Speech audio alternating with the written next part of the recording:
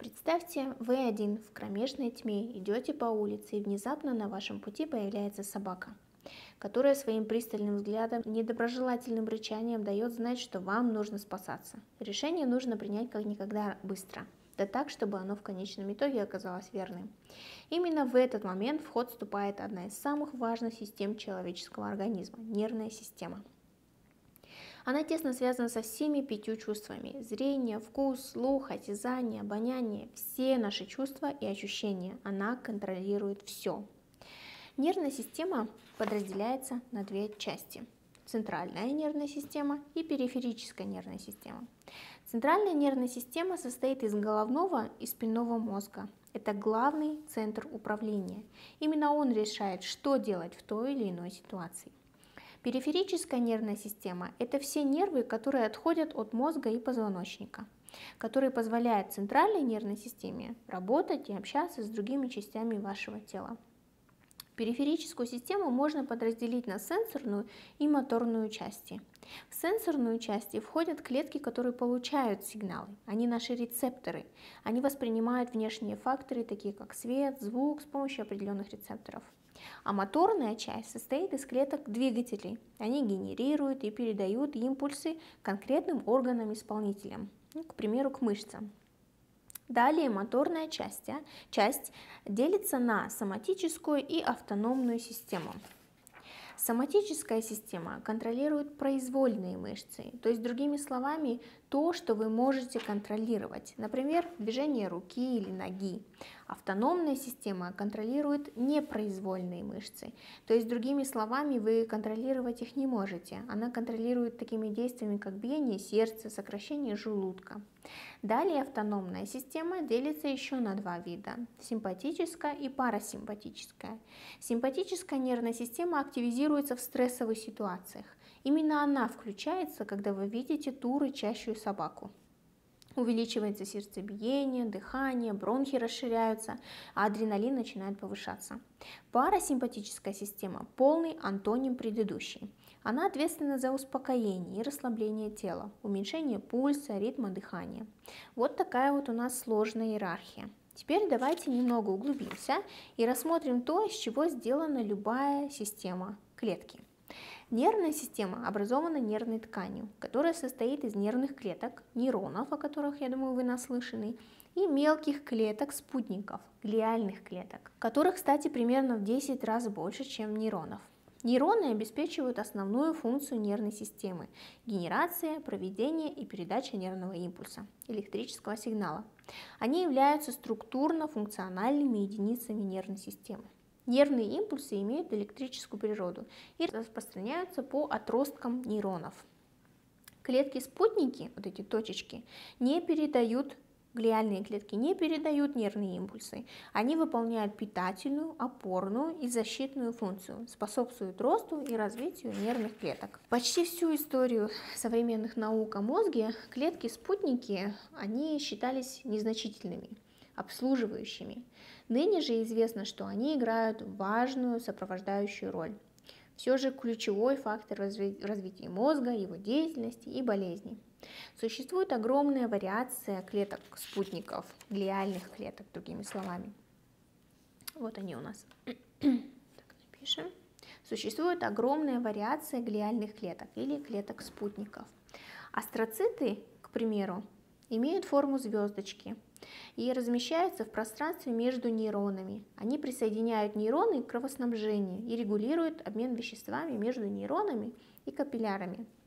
Эпендимальные клетки выстилают полости головного и спинного мозга, производят и выделяют спинномозговую жидкость, которая заполняет эти полости. Микроглиальные клетки – это отряд особого реагирования. Это первая линия обороны от микробов в головной и спинной мозг. Олигодендритные клетки, олигодендроциты, они производят жировую ткань миелин, изолятор для аксонов. Благодаря ей нервные импульсы перемещаются вдоль аксонов с большей эффективностью. Как уже говорилось ранее, нейрон является структурно-функциональной единицей нервной системы. Нейрон состоит из тела и отростков. Да? Короткие, сильно ветвящиеся отростки называются дендриты. По ним нервные импульсы поступают к телу, к нейрону. Да? Дендритов может быть один или их может быть несколько, как на этой картинке. Каждая нервная клетка имеет один длинный отросток, аксон, по которому импульсы направляются от тела клетки. Длина аксона может достигать даже нескольких десятков сантиметров. У большинства нейронов длинный отросток имеют оболочку из особого вещества – миелина. Миелиновая оболочка способствует изоляции нервного волокна. Нервный импульс проводится по такому волокну быстрее, чем по лишенному миелина. Нейроны, кстати, тоже не одинаковые. Их огромная вариация размеров и форм, как вы видите. Да? В целом нейроны можно подразделить на 3 вида. Это чувствительные нейроны, вставочные нейроны и двигательные нейроны. Чувствительные нейроны, они воспринимают раздражение из внешних или внутренних факторов. Да? Двигательные, они исполнители, то есть это нейроны, которые действуют на мышечные волокна и железы. А вставочные нейроны обеспечивают связь между чувствительными и двигательными нейронами. Между чувствительными и двигательным нейроном может быть очень большое количество вставочных нейронов. Они собирают, анализируют информацию, полученную от чувствительных нейронов, и принимают решение о том, каким образом отреагировать. Теперь давайте поговорим, как же все-таки передается нервный импульс. Несмотря на то, что наше тело нейтральное, в нашем организме есть заряды, плюсы и минусы. Так как они притягиваются между собой, мы разделяем их с помощью мембран. Вот здесь, да? Так создается потенциал. То есть мембраны разделяют заряды, и именно они обеспечивают потенциал, то есть потенциальную энергию. В обычном состоянии клетка похожа на батарею.